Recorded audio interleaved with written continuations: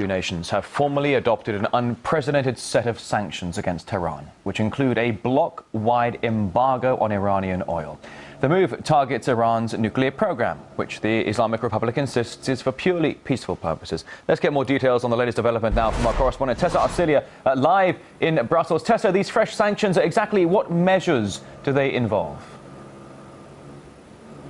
Well, yes, they have formally and officially adopted these unprecedented sanctions on Iran. It's essentially a total oil embargo. It will have immediate effect on new contracts, but then existing contracts will be allowed to run for another 6 months. They've also agreed on a ban on gold and gold trade and other precious metals with the Iranian central bank. All of these, of course, aiming to financially and economically cripple Iran over its controversial nuclear program, with Western leaders still insisting Iran is trying to build nuclear weapons, while Tehran denies this. Now, the EU embargo follows strict new U.S. sanctions that were passed into law by President Obama in January. So as far as the EU is concerned, by July, it will be a full and total implementation of these new sanctions.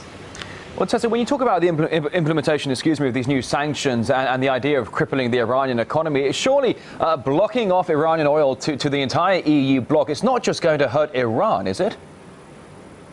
Well, certainly, this is unprecedented in terms of the scope and the desired potential effects on Iran, but it is also unprecedented in terms of its potential economic impact on the European Union itself.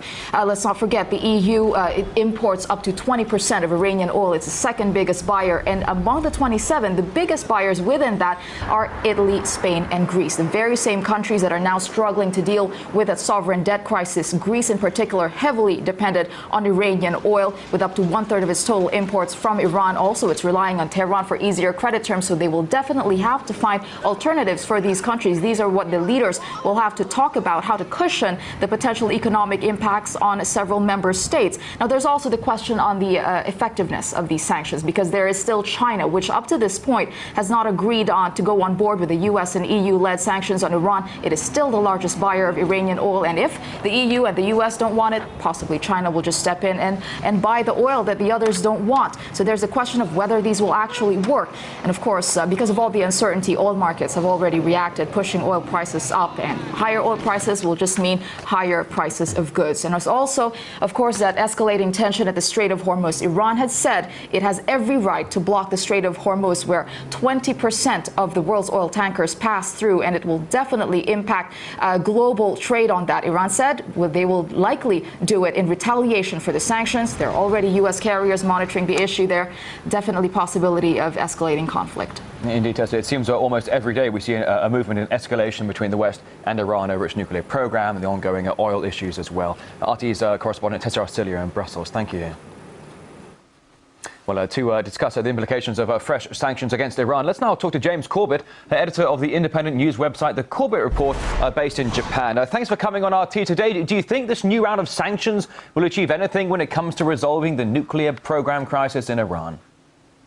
Well, that's assuming that there is a crisis to be resolved. It's interesting to see what will happen here, because, as has been noted, this is likely to affect Europe at least as much as it will affect Iran, if not more so. And certainly in the current energy climate, I think it will be easier for Iran to replace its European exports with exports to other countries than it will be for Europe to find imports from other sources.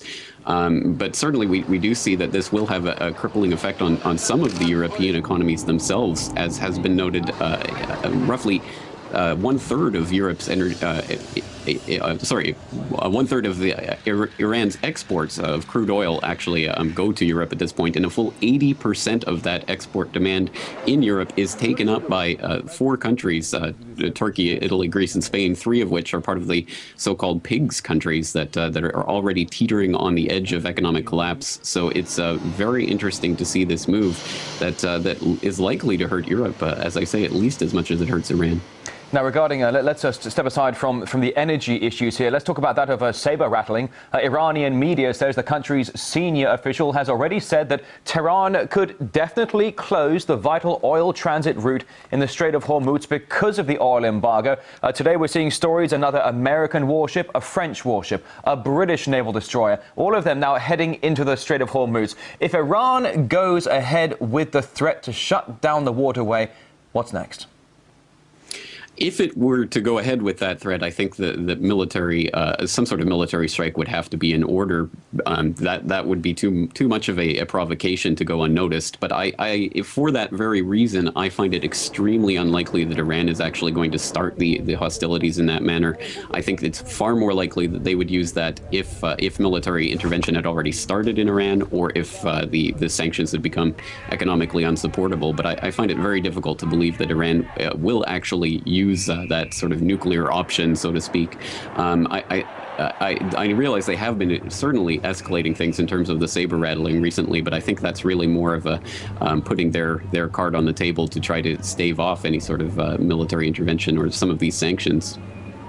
Now, in the past 2 years, Iran has allowed the IAEA into its country for a number of different investigations into so-called nuclear plants. It's also signed 3 anti-nuclear agreements over the past 12 months. With these these ultimately Western warships going into the Strait of Hormuz, are we seeing just a basic game of political chess or even a provocation here?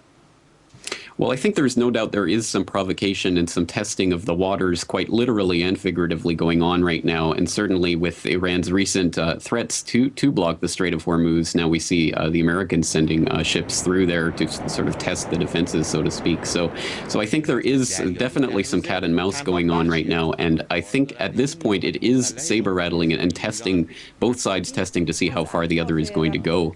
And as I say, at this point, I would be extremely shocked to see Iran actually pulling out the option of mining or otherwise blockading the Strait of Hormuz, because that seems to me that's pretty much the last card up their sleeve. So I don't think they'd want to put it on the table too early. And very briefly here, we're running very low on time. I apologize for that. Finally, if the new sanctions fail to work again, could we be back to the older stalemate position? What's the way out of that? Well, oddly enough, I think the further that Iran is pushed into a corner here, the more their position will strengthen over time as they develop alternative routes out for their oil exports. If they, for example, increase their trading partnership with China or Russia and India, as we've seen in recent days, they've been scrambling to establish exchanges in other currencies, including their local currencies, including even asking India to trade in Japanese yen. So we could see really a fundamental shift in the entire dynamic of this energy export economy that's taking place right now, and it could actually serve to benefit Iran in the long run from getting them off of their dependence on the petrodollar. James Corbett of the news website The Corbett Report, live from Osaka. Thank you.